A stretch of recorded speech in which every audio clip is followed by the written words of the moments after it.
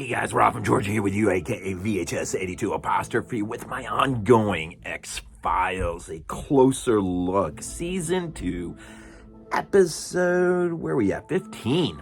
Episode 15. We are just over the halfway mark in season 2, which means at some point here soon, there's going to be the beginnings of season 3, so that's fun to look forward to. This one drops February 3rd, 1995, directed by Rob Bowman. Now, we all know him. If you're an X-Files fan, you definitely know that name.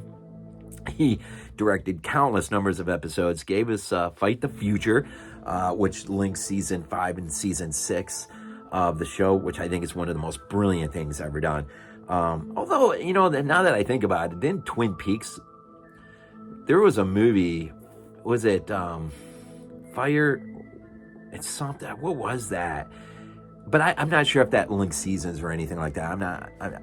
All I know about Twin Peaks is that is a show that I seriously want to get a box set or whatever and start it at the beginning and sort of work my way through. Because I just have this weird feeling that is a series that I would really dig. But anyways, Fresh Bones, man. Fresh Bones. Episode 15, written by Howard Gordon. Again, Rob Bowman directs. This movie, or this episode, right? This episode is really fascinating for one reason. I can suggest a sort of a companion watch with it. Because of the subject matter of this episode is absolutely fascinating. And that it goes absolutely perfect with Wes Craven's The Serpent and the Rainbow. I was absolutely shocked.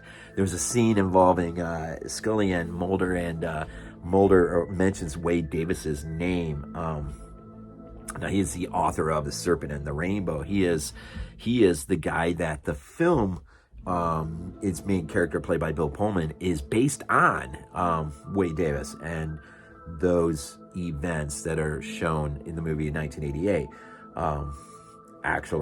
So the movie actually does come out first, and so obviously, and the show plays on that. The whole zombification rituals, the zombie powder, which we see towards the end of it, the voodoo. Except it's moved from Haiti and it's moved here at a refuge camp, an INS refugee camp, and I think it takes place in North Carolina, where you basically have a Colonel Wharton, who is in charge of this camp, doesn't have the best track record with how the treatment of the refugees. And there's a little bit of history going back to Haiti with him and our main character, Pierre Bauvais. Sorry if I get it wrong. Played by Bruce Young.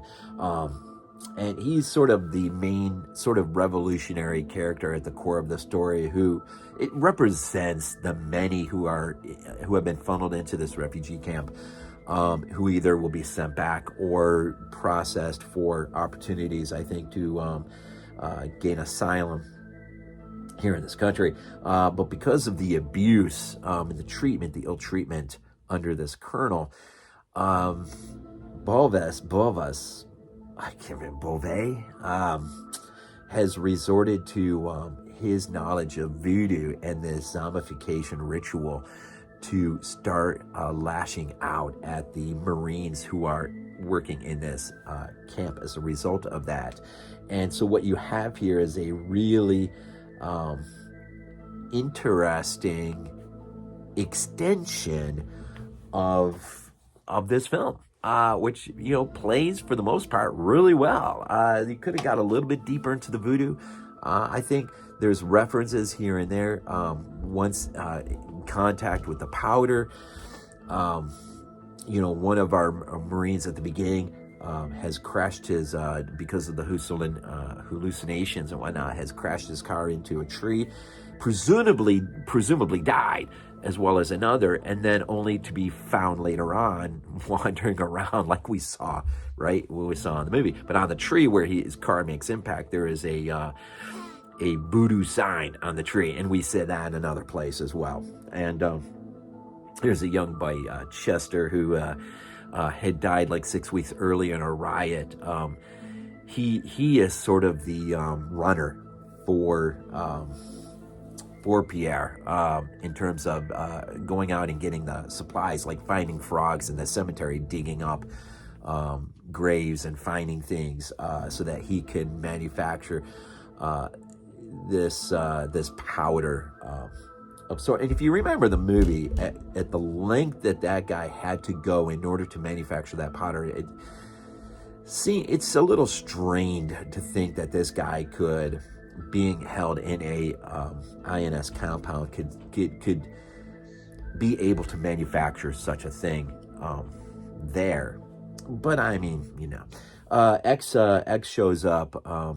Mulder will have a meeting with X, Stephen Williams, of course, and at which point he will tell him, look, the military is about to lock things down, and so your time is basically at an end with this. But ultimately, we do lead towards our resolution that involves Colonel Wharton performing a zombie ritual of his own, and it's a great scene at the end. It's a great scene. Other than that, I mean, it's there's not a lot to get into in terms of the ongoing mythology arc of the of the show. It is a Monster of the Week standalone, but one that pays really neat tribute to the Serpent and the Rainbow. And that's the thing that I absolutely love about starting with episode 1, season 1, and working my way through methodically, slowly, through every single episode. These are the things that I am going to find or be reminded by that I might have, just been lost with time, and I've since long forgotten about.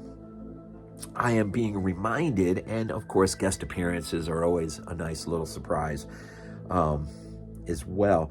But it makes me wonder how many more moments like this are within this 11 season span.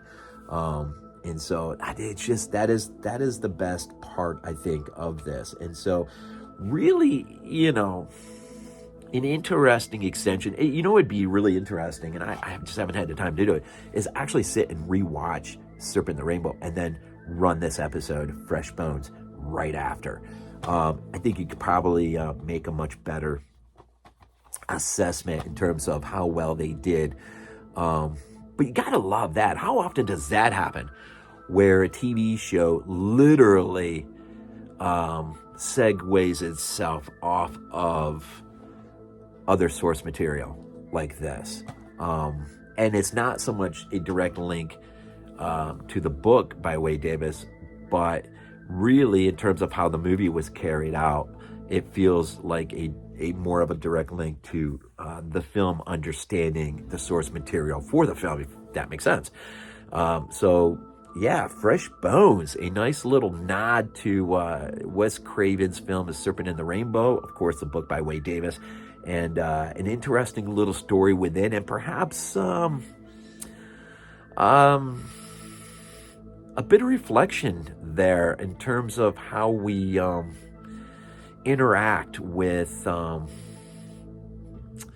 those varying people groups who are trying so desperately to come into our country because of either political asylum, or, even though technically it's not really allowable, economic asylum. As we know, probably that's the biggest reason. But there is a little bit of a moral tale there on that. It's interesting.